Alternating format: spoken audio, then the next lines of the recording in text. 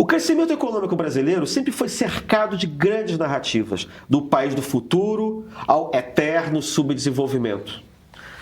Mas o que os dados históricos realmente mostram? E o que uma releitura deles pode revelar? Para discutir esse assunto, nós recebemos hoje Edmar Baixa, economista, um dos fundadores do Plano Real, ex-presidente do BNDES, ex-diretor do Banco Central do Brasil, uma das principais referências do pensamento econômico brasileiro. E, claro, puxando a sardinha para o meu lado, articulista da Insight Inteligência. Na edição número 110, ele foi coautor de um artigo que propõe uma nova leitura do crescimento econômico brasileiro, entre os anos de 1820 e 1980. Edmar, seja muito bem-vindo aqui no nosso programa, nos Diálogos com a Inteligência, para ter esse papo fundamental em que a gente revê o passado e reconcebe, portanto, o presente. Obrigado, querido. Obrigado pelo convite. Imagina, vamos embora.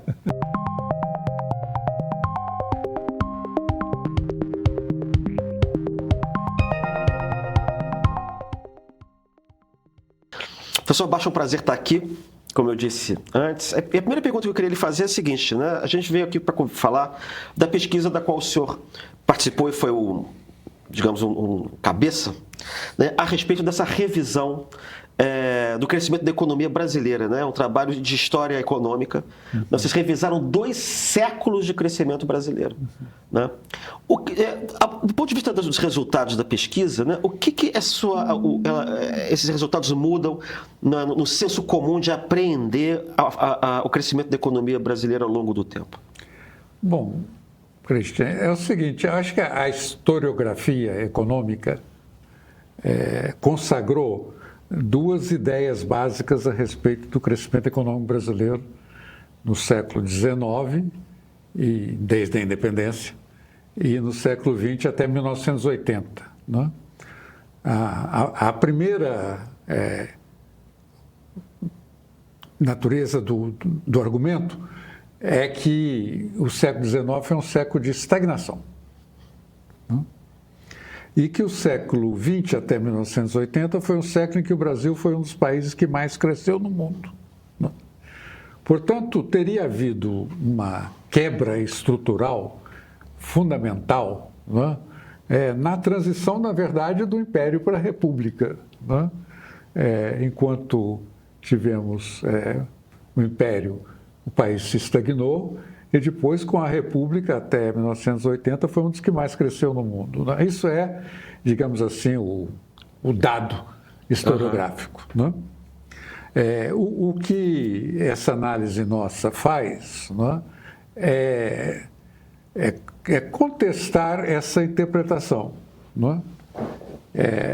Primeiro, porque quando você olha os dados do século XIX com mais cuidado, né, e com mais método, né, a conclusão que se chega é que o crescimento brasileiro no século XIX foi, entre aspas, normal para o período, um pouco menor do que 1% ao ano per capita, igual ao da Europa Ocidental e dos outros países latino-americanos. Né? E, portanto, não foi um período de estagnação, foi um período de crescimento, entre aspas, normal. Né? No que se refere ao século XX, né, nós observamos que essa ideia de que o Brasil teria crescido tanto é porque nas contas nacionais foram excluídas 30% de setores econômicos que cresceram muito pouco. Né? Quer dizer, as contas nacionais brasileiras, desde 1900, mas especialmente desde 1947, né, elas excluíram o governo, excluíram outros serviços, excluíram aluguéis, né, que são setores de crescimento muito baixo, e que a inferência sendo que eles teriam crescido tanto quanto os outros setores produtores de bens, né, que em geral crescem muito mais. Né? Então o que nós fizemos foi colocar de volta nas contas nacionais esses setores de serviços de baixo crescimento. E daí resulta o seguinte, né? O crescimento do Brasil no século XX ainda foi muito forte, né? foi maior do que a média mundial, mas certamente não foi um dos maiores do mundo, ficando longe, por exemplo, do Japão. Né? Então, é basicamente uma releitura, né, do nosso processo de crescimento, em que nós avaliamos que, na verdade, não houve uma quebra estrutural fundamental entre o século XIX e o século XX. Eu sou estudioso de ideologias, né? E uma das coisas que eu acho interessantes é como é que as ideologias são fortes, todas elas têm uma narrativa do passado. Então, assim, por exemplo, socialistas de um certo tipo contam a história do Brasil de um jeito, de outro tipo contam de outro, né? A direita conta de um certo tipo. Eu fico tentado, essa pergunta que eu tenho que fazer, fico tentado a imaginar o seguinte: que quando você tem consagrado uma ideia de que o Brasil só cresce na República, ou que o Brasil só cresce depois de 30, uma narrativa de que o Brasil só cresce depois de 30 ou de 20, ou no final da década de 20, faria parte de um tipo de narrativa histórica de tipo varguista desenvolvimentista. Ou seja, só quando você tem a transição do modelo agrário para o modelo industrial, uma coisa assim meio zebiana, meio Celso Furtado, é que você tem o crescimento no Brasil. Então você tem um motivo para falar mal, digamos assim, do período anterior, para fazer o elogio do período posterior. No caso de você coincidir o crescimento do Brasil com o regime republicano, isso pode ser uma narrativa, por exemplo, ligada a uma certa maneira de pensar o Brasil a partir de São Paulo, porque São Paulo só aparece na República.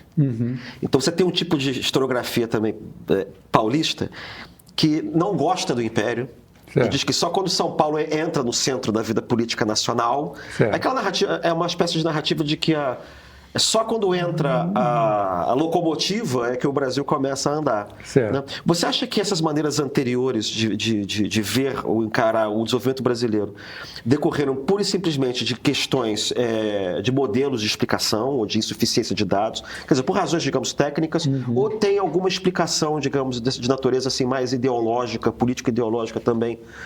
É uma boa pergunta, sabe?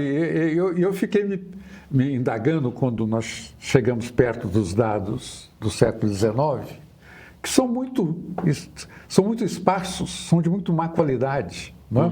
O que nós fizemos é também ainda preliminar, não é? Mas já está sendo confirmado por uma série de outras pesquisas que estão sendo produzidas desde então. Não é? Nós fizemos uma análise do ponto de vista da demanda. Não é? Estão vindo papers novos aí, mostrando que também quando você faz o lado da oferta, o crescimento está ali do jeito que a gente se manifestou. Quando você faz a análise do ponto de vista da renda, do salário real, o crescimento também está ali. Né? Então, eu creio que daqui a alguns anos ainda, né, nosso paper foi muito recentemente publicado numa revista internacional, né, nós vamos mudar o paradigma. Né? Agora, por que esse paradigma foi tão forte? Né? O que foi a ideologia? Eu acho que é uma convergência de 4 fatores. Primeiro, porque quem publica os dados de crescimento do mundo como um todo, desde sempre, começou com Angus Maddison, que é um economista, historiador inglês, e que depois da sua morte, foi transformado no Madison Project. E no Madison Project, se você for no site, tem lá crescimento econômico do mundo inteiro desde Roma. Nossa Senhora! Mas especialmente no século XIX e no século XX. E essa é a autoridade básica. Né? E na autoridade básica está lá escrito pelo Madison Project, que o Brasil se estagnou. Então, primeiro tem um argumento de autoridade. Né? Se você for notar os historiadores brasileiros, muitos deles simplesmente citam: o Madison provou que, né, o Brasil estagnou. Agora, por que foi incorporado? Né? Eu acho que aí tem 3 questões. Né? Uma, essa coisa da monarquia, né, anti-business. Né? Toda uma ideia de que o Mauá foi um sacrificado, né, porque era um businessman que queria fazer o Brasil progredir e o Dom Pedro II não deixava. Né? Que é uma mitologia totalmente equivocada. Né? A segunda que era escravidão todo o tempo. Como é que escravidão? Não é? Escravidão não rende, né? Pré-capitalismo foi. Mas se você olhar, né, pensa nos Estados Unidos, né, antes da Guerra Civil. Né, o Sul escravista, cresceu tanto quanto o norte, tanto que levaram 5 anos de guerra civil para o norte bater o sul, né? Então, é possível haver crescimento e nos Estados Unidos já havia se comprovado empiricamente isso. Não, e se a escravidão não rendesse, não tinha escravidão. Não, claro. Então, tem essa. E aí, o terceiro argumento é esse que você mencionou, mas se é produtos primários não fazem crescer. Para você crescer, você precisa de indústria, né?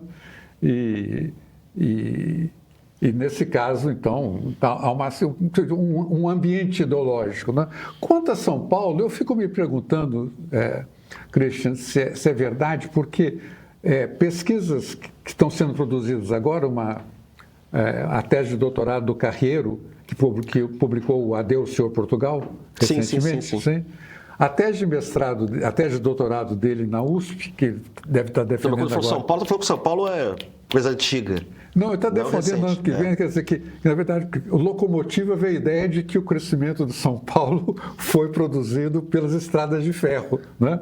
Ou seja, só a partir do final dos anos 60. Né? O que ele mostra, né, claramente, é que, na verdade, o fator decisivo para São Paulo progredir foi o ato adicional de 1934, né, que deu capacidade financeira aos estados, né, e que São Paulo usou para abrir estradas para as mulas. E, na verdade, o crescimento de São Paulo relativamente ao Rio de Janeiro, né, a data básica é 1946, ou seja, é muito antes de que o aparecimento das ferrovias. Né? Então... 1846? Que foi o período quando se abriu a primeira estrada levando a Santos. Né? Ampliou-se a estrada suficientemente para que as tropas de burros, as tropas de mulas passassem. Sim, São Paulo passou a ter um porto, né, digno, em vez de ter que vir tudo para o Rio. Isso. Mas, então, o acesso ao porto foi facilitado por essa estrada. Ou seja, investimento em infraestrutura. Sim, investimento em infraestrutura, mas prévio às ferrovias, né? Porque sempre havia uma coisa que só cresceu depois da ferrovia, né? A ferrovia, obviamente, foi um impacto extraordinário, mas não foi, digamos assim, segundo a tese do Carreiro, né? O movimento inicial. Na verdade, quando eu falei a coisa da historiografia paulista, era um pouco ligada exatamente a essa mitologia que você se referiu. É uma ideia de que São Paulo só aparece com poder nacional quando vem a República, porque vem a Federação. Certo. Aí você a historiografia já está desmontando isso, porque já mostra que já tinha autonomia depois do ato adicional, né? Certo. Em 1834.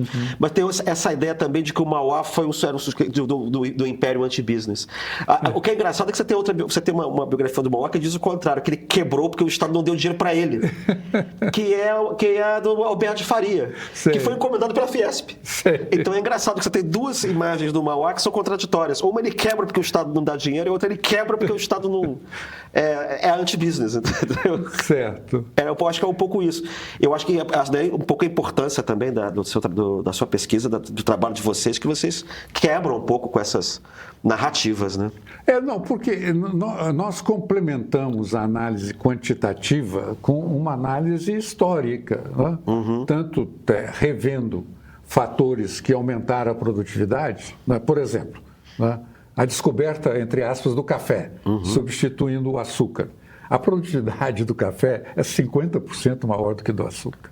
Né? Então, uma série de fatores, né, entraram 2 milhões de escravizados no primeiro, na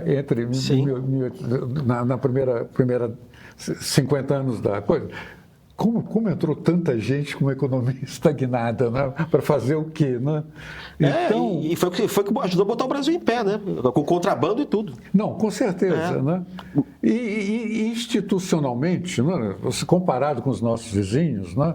Nós tivemos primeiro a Constituição, é verdade, outorgada de 1824, mas que durou, é a nossa ainda a Constituição mais duradoura que nós temos, seguida do ato de 1834 que federalizou, deu mais espaço para os estados, para as províncias progredirem. Né? Então, tinha, apesar de toda... não, mas porque tinha muitas revoltas. É verdade que tinha, mas comparado com o quê? Né? Só olhar os vizinhos, estava pior ainda. Não, quer dizer, relativamente aos vizinhos, nós tínhamos uma institucionalidade muito mais estabelecida. Uma menor instabilidade, com certeza, a gente tinha, sobretudo até a década de 40, e maior estabilidade. Com certeza, a partir daí. Porque a gente sai do 8 para o 80. Tem gente que diz que o Brasil tinha uma lenda de que o Estado do Brasil era incruenta e que os vizinhos eram cruentos. Aí depois vem a história que não, o Brasil é tão cruento quanto. Certo. Mas depois você tem que chegar no meio termo, porque outro dia, assim, não, nas guerras da independência, que morreu muita gente também. Aí outro dia eu levantei os dados, que falta fazer o que você fez também. Levantei os dados, descobri que na América Hispânica morreram 600 mil pessoas no processo de independência, né, e que no Brasil morreram 5 mil. Né, e aí 5 mil morreram numa batalha em Caracas, na mesma época. Né? Certo. Mas então você descobriu, na verdade, uma coisa que emancipa um pouco também a explicação econômica da explicação política. Quer dizer, no Império se cresceu mais do que se imaginava e na República se cresceu menos do que se imaginava. Sim, e na República, né, tem esse aspecto engraçado, porque quando antes, até 1966, né, a Fundação Getúlio Vargas incluía esses serviços que eu mencionei anteriormente, de baixo crescimento. Né? Mas quando chegou na beira do milagre, em 1968, eles decidiram que os números para governo, para outros serviços e para aluguéis não eram bons o suficiente e simplesmente tiraram eles da conta. Entendeu? Entendi. O que, obviamente, ajudou o milagre, né? Porque a partir daí só constaram das contas nacionais setores, 70% da economia, de mais alto crescimento. Né? E, posteriormente, quando o IBGE assumiu as contas, ele fez uma limpeza geral, não é? E tirou os serviços desde 47 até 1980. Não é? Os serviços só foram reincorporados de uma maneira clara, com boa metodologia nas contas nacionais, em 1995. E começaram a ser incorporados em 1990, mas em 95, e por isso que nós paramos em 1980. Não é? E em função do que nós fizemos, né, a Fundação Getúlio Vargas, o IBRE, agora está com um projeto de pesquisa para refazer as contas nacionais brasileiras desde 1947 e 1980. Portanto, nós estamos aqui discutindo essa coisa. Eu estou muito confiante, mas vamos esperar até o final desse ano, quando o IBRE nos vai dizer o que porque nós fizemos uma aproximação muito grosseira. Né? Nós simplesmente pegamos os setores que tinham excluído e pusemos eles de volta da mesma maneira que eles estavam antes. Sim. Entendeu? A Fundação Getúlio Vargas agora está com um processo muito mais sofisticado de reestimativa das contas totais. Então, esse provocado por essa nossa pesquisa. Na pesquisa, eu imagino assim, que seja possível desagregar o crescimento econômico por região? Não. Tudo partiu de um pedido do Zé Murilo.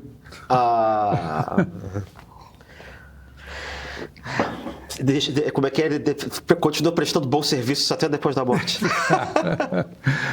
Que ele, quando 200 anos, né, da independência, e ele pediu que ele estava organizando uma série de seminários e pediu que eu fizesse um seminário sobre 200 anos da economia brasileira. Né?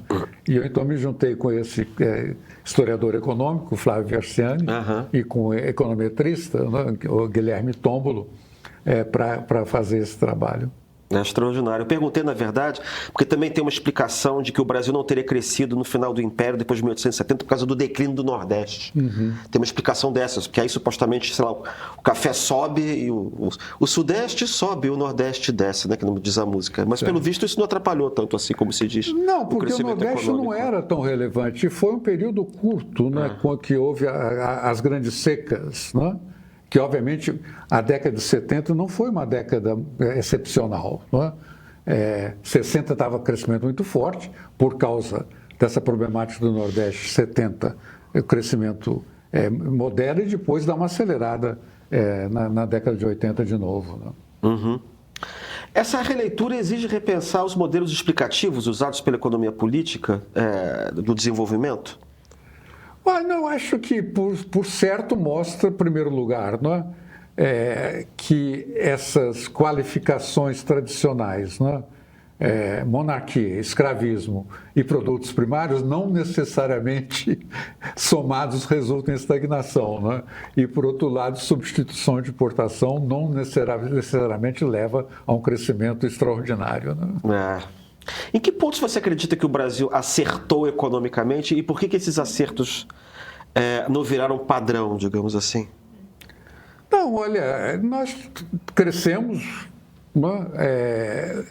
Bastante bem, até saímos da classe pobre, não é? Sim. Incorporamos-nos à classe média, não é? Mas quando chegamos na classe média, sair da classe média é muito difícil, Cristian. São muito poucos os países no pós-guerra que conseguiram, sendo classe média, virarem países ricos. E todos eles têm 3 características. Primeiro, são países pequenos, exceto possivelmente Espanha e Coreia do Sul. O resto, todo mundo, em torno de 20 milhões a menos de habitantes. Né? Em segundo lugar, são países muito homogêneos, com uma renda muito bem distribuída. Né? E, em terceiro lugar, são países, inclusive por serem pequenos, que estão altamente integrados no comércio internacional. Né? E, portanto, se beneficiaram extraordinariamente, né, da pujança da economia mundial no pós-guerra. É verdade, sabe que eu nunca tinha pensado nisso? Porque eu sempre fiquei na cabeça assim, por que os Estados Unidos são o país mais desigual de todos os países ricos? Eu nunca tinha pensado que talvez fosse também questão de volume. Com certeza. Né? Que não é igual a Inglaterra, a França, porque a gente pode pensar em Inglaterra e França no tempo dos impérios. Mas exatamente quando houve a possibilidade de você ter que transformar as colônias em departamentos de ultramar, todos saíram descolonizando, né? Exatamente para prevenir isso que aconteceu. Sempre mostra, nossa, engraçado que você está dizendo que isso foi uma digamos assim, encomenda do Zé Murilo. Esse é exatamente o programa dele. Né? Acho extraordinário. Faltava mesmo essa revisão dele.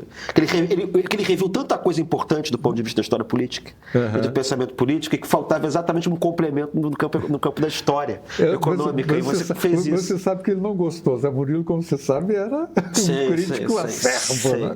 Ele falou assim, mas você não está falando nada de distribuição de renda. Eu falei, Zé Murilo, eu já falei tanto na vida sobre distribuição de renda, dessa vez é só sobre o PIB per capita. Bom, se ele tivesse ainda aí, tava ele lá querendo te forçar a ver como é que ficou a distribuição de renda.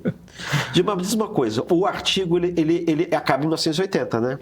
Mais ou menos, o dias ad quem, como dizem de direito.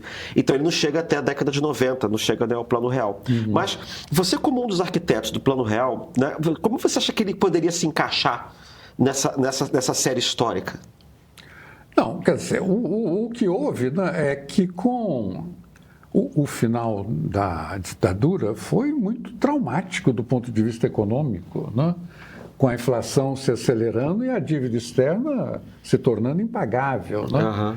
De modo que quando veio a democracia, né, a questão econômica era muito complexa. Na verdade, excessivamente complexa para o entendimento que a democracia então tinha. Né?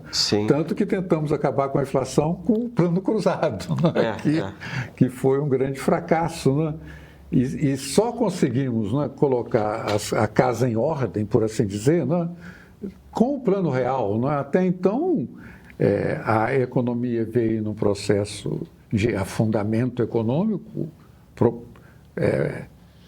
que já havia se iniciado durante o final do período militar, e de ascensão da inflação, interrompida temporariamente por diversos planos fracassados, né? 6 deles até o Plano Real. Né? Então levou muito tempo, né, entre o fim da ditadura, né, e, digamos assim, o começo de fato, né, sim, foram 10 anos da economia democrática podendo se desenvolver. Né? E aí eu acho que tivemos 8 anos com o Fernando Henrique excepcionais, né, de transformações estruturais muito fundamentais, não somente de controle da inflação. Né? Depois veio o Lula. Né? O Lula, quando veio o Lula, o céu se abriu, né? Porque a China entrou no mercado internacional, as nossas commodities, os preços delas foram para a lua, né? E nós dispusemos então de uma enorme quantidade de recursos, além de que também a descoberta do pré-sal. Né? E tudo isso propiciou, né, que durante pelo menos os primeiro e segundo governo do Lula, né, esse crescimento inclusive se acelerasse, né, com taxa de inflação baixa por causa desse clima extraordinariamente benéfico internacional. Né? Bom, muito bem, mas isso aí durou até 2014. Né? 2014 já haviam tido um problema em 2008, né, que a gente superou, mas em 2014, quando acabou o boom das commodities, né, o governo do PT não soube lidar com a situação e desde então nós estamos patinando no gelo. Né? O que essa releitura do passado você acha que pode ensinar para o debate econômico brasileiro hoje?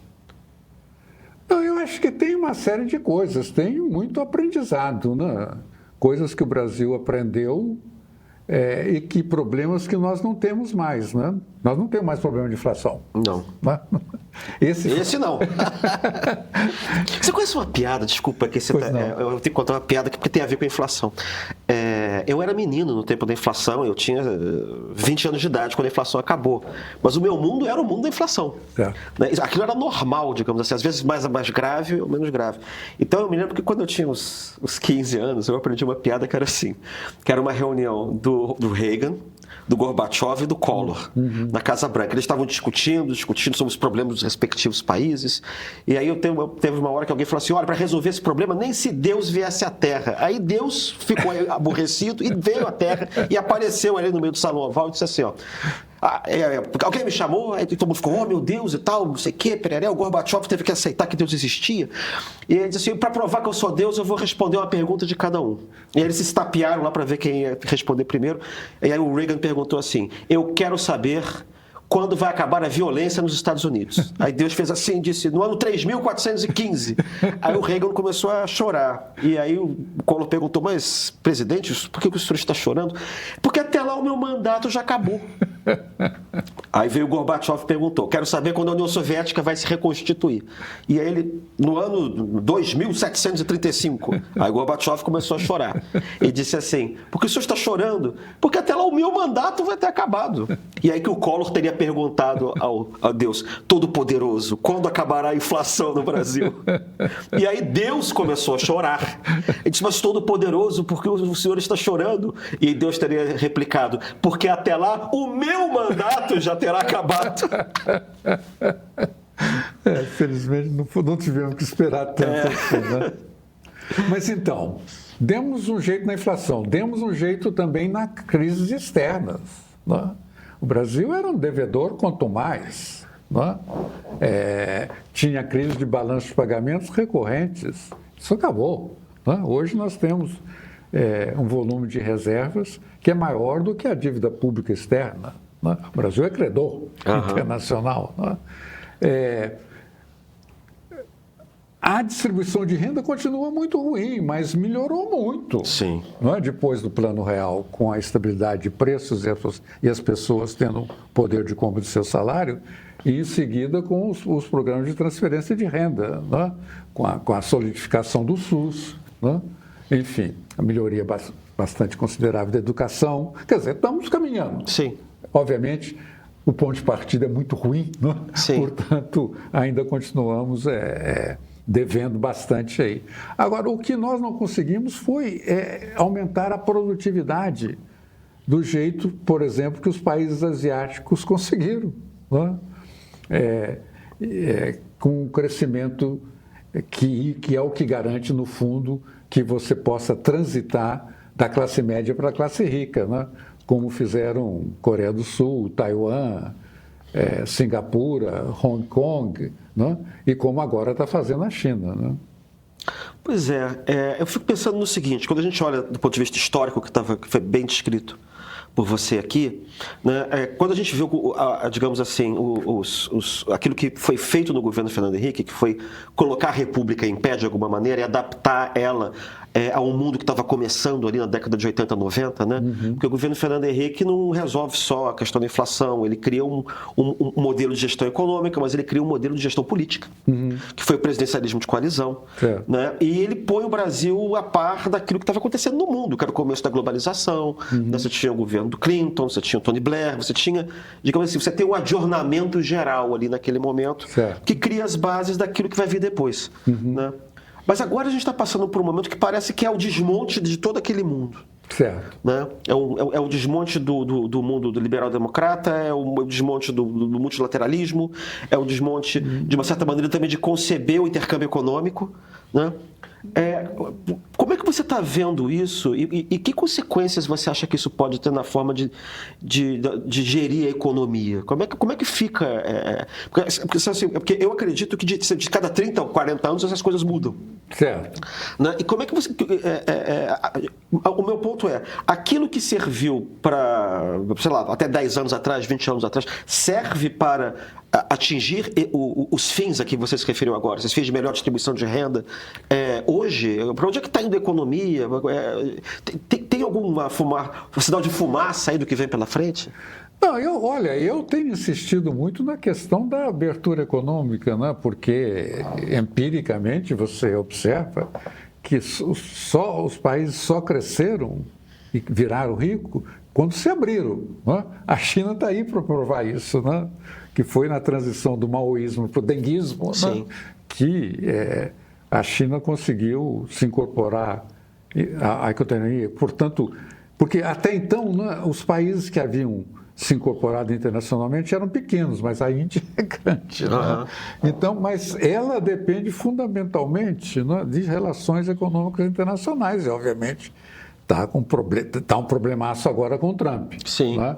Inclusive porque o modelo chinês, né, de certa maneira, extravasou nessa direção e se preocupou insuficientemente com o desenvolvimento do mercado interno. Né? E isso está causando...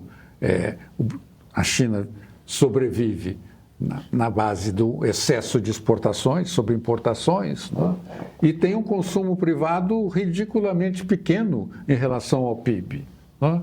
Portanto, a China tem problemas. Né? Sim. Mas tendo problemas, né, o que é claro dos modelos asiáticos de uma maneira geral, né, inclusive da China e agora a Índia, né, é que a produtividade depende da incorporação das empresas do país à economia internacional. Não precisamos ir lá fora, não. Olha o nosso agro. Né? Sim. Você vê por que o nosso agro é tão potente? Né? Porque desde sempre, né, trouxe para si tecnologia externa que foi internalizada através do Embrapa, né? A formação extraordinária de quantidade em número de engenheiros agrônomos que foram estudar nos Estados Unidos, depois vieram e constituíram a Embrapa e fizeram do Centro-Oeste o que ele é hoje, né? Através do desenvolvimento tecnológico, né? Mas voltado para fora, não é? Para você ter a escala e poder usar a tecnologia de último nível. A indústria brasileira, ao contrário, né? Ela é voltada para o seu próprio umbigo. Né? Ela está limitada ao mercado interno, ela não tem dimensão, ela não tem tecnologia, ela não tem especialização, ela não tem concorrência. Né? Então é muito difícil aumentar a produtividade. Por que você acha que o setor, o agro, teve incentivos para ter essa interconexão com os mercados de fora e a indústria ficou trancada, vivendo, sei lá, de protecionismo, ou virada para dentro? Né? Por que o setor da economia brasileira performou tão bem e o outro se acomodou tanto e ficou vivendo de proteção? Bom, você vê, o agro desde sempre é voltado para o mercado externo, né? Café, né? E café, açúcar, tudo. Quando o café caiu, entendeu? Agora você multiplicou, tem pelo menos, contando mineração também, obviamente, né? Tá falando. Então, já existe uma vocação natural, né? Voltada para o mercado externo que é propícia à absorção de tecnologia e economia de escala. não é?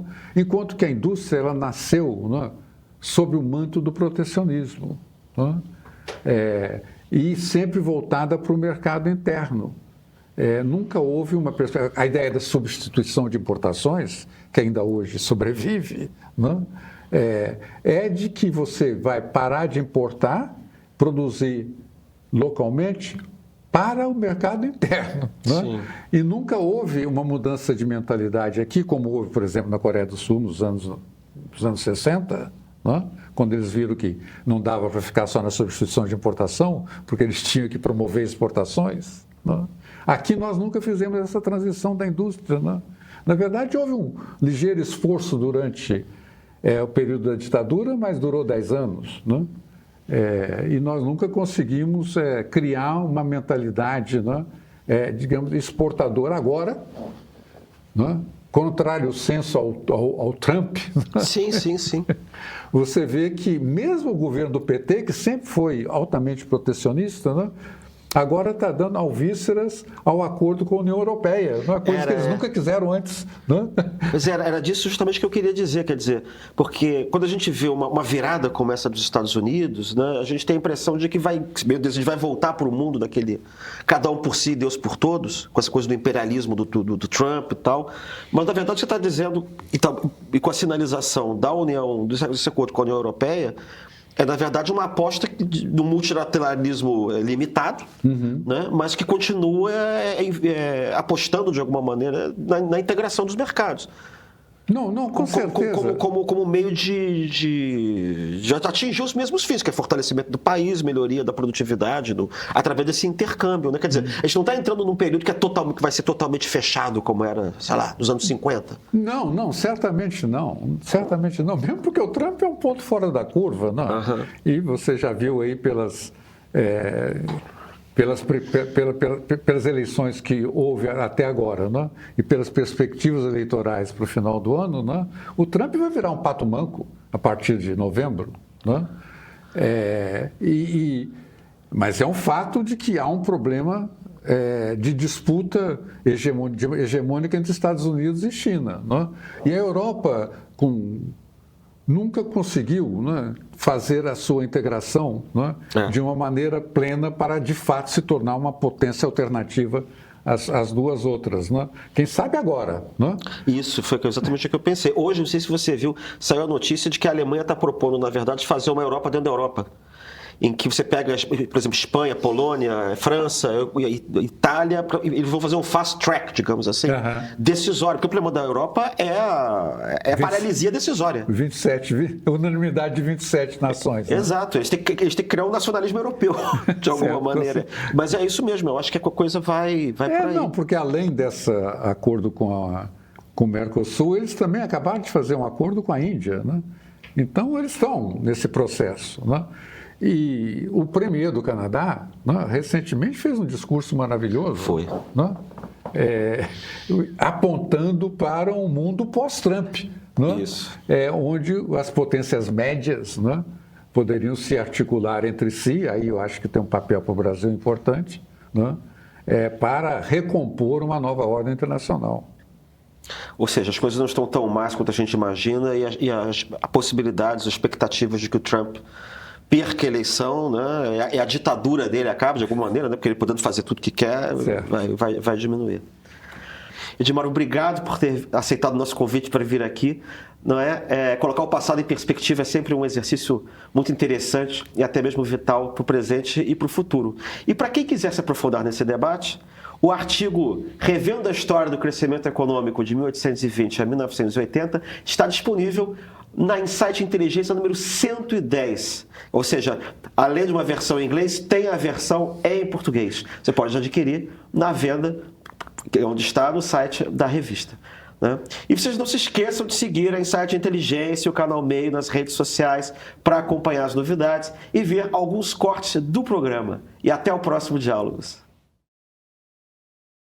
Em ano eleitoral, o problema não é falta de informação, é o excesso de ruído, gente, a superficialidade e a briga constante pela sua atenção. É fácil se sentir perdido. O nosso trabalho no meio é fazer o oposto. Nossa missão é te dar clareza. É por isso que criamos a Pesquisa Meio Ideia, uma parceria nossa com o Instituto de Pesquisa Ideia, e os resultados de fevereiro já estão disponíveis. A pesquisa acompanha mês a mês o humor do eleitor brasileiro, o que pesa na escolha, o que muda voto, quais movimentos estão se consolidando no cenário político. Quem é assinante Meio Premium recebe a pesquisa em primeira mão em PDF, feita para leitura no celular e para circular, porque informação de qualidade precisa andar. Mas olha, a pesquisa é apenas a porta de entrada do nosso pacote de eleições de 2026. O pacote inclui ainda análises exclusivas que conectam os pontos, reportagens de bastidores direto de Brasília e newsletters especiais que antecipam os movimentos da política. É a sua ferramenta para ter uma visão de 360 graus, formar sua própria opinião com base sólida e qualificar as conversas que realmente importam. Por apenas R$15 por mês, você deixa de ser um espectador da política para se tornar alguém que entende profundamente. Assina o Meio Premium, tenha o controle da sua informação.